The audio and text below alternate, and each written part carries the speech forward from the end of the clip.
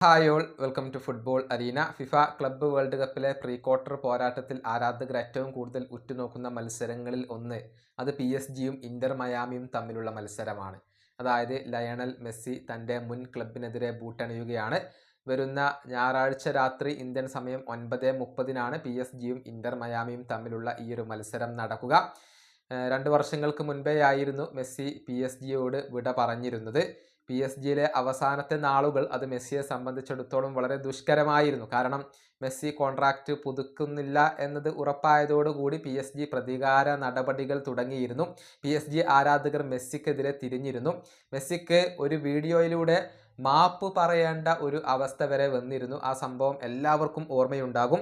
അതായത് 2023 മെയ് മാസത്തിൽ നടന്ന ഒരു മത്സരത്തിൽ PSG ലോറിയന്റിനോട് 1-3 ഗോളുകൾക്ക് പരാജയപ്പെട്ടു. തൊട്ടടുത്ത ദിവസം പതിവ് പോലെ ഓഫ് ഡേ ആയിരിക്കുമെന്നായിരുന്നു മെസ്സി കരുതിയിരുന്നത്. അതുകൊണ്ട് തന്നെ സൗദി അറേബ്യയിലേക്ക് മെസ്സി ട്രാവൽ ചെയ്തു. PSG-യുടെ അനുമതി ഇല്ലായിരുന്നു. ഇതോടുകൂടി PSG പ്രതികാര നടപടി ആരംഭിച്ചു. മെസ്സിയെ ട്രെയിനിങ്ങിൽ നിന്നും മത്സരങ്ങളിൽ നിന്നുമൊക്കെ വിലക്കി. പിന്നീട് മെസ്സി പരസ്യമായിക്കൊണ്ട് മാപ്പ് പറയേണ്ടി വന്നു. ഒരു വീഡിയോ ഇൻസ്റ്റഗ്രാമിലൂടെ പുറത്തു വിടുകയും ചെയ്തു. ഇതോടുകൂടിയായിരുന്നു PSG മെസ്സിയെ തിരിച്ചെടുത്തത്. ഈ വിഷയത്തിൽ പ്രമുഖ ഫ്രഞ്ച് മാധ്യമമായ എൽ എക്കുപ്പെ ഇപ്പോൾ ഒരു കാര്യം റിപ്പോർട്ട് ചെയ്തിട്ടുണ്ട്. അതായത് ലയണൽ മെസ്സിയുടെ കുടുംബം ഇതൊന്നും മറന്നിട്ടില്ല. അവർക്ക് പൊറുക്കാനാവാത്ത ഒന്നാണ് ഇത്.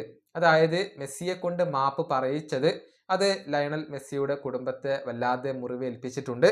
അവർ ഒരിക്കലും ഇത് മറക്കുകയോ പൊറുക്കുകയോ ഇല്ല.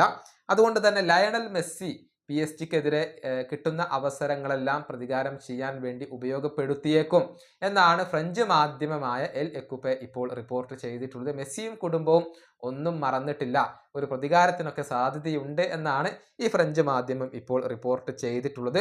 ഏതായാലും മെസ്സിയുടെ കുടുംബത്തെ സംബന്ധിച്ചിടത്തോളം അതൊരിക്കലും മറക്കാനാവാത്ത ഒരു കാര്യമാണ്. പക്ഷെ പ്രതികാരത്തിന് സാധിക്കുമോ എന്നുള്ളതൊക്കെ കാത്തിരുന്നു കാണേണ്ട കാര്യമാണ്.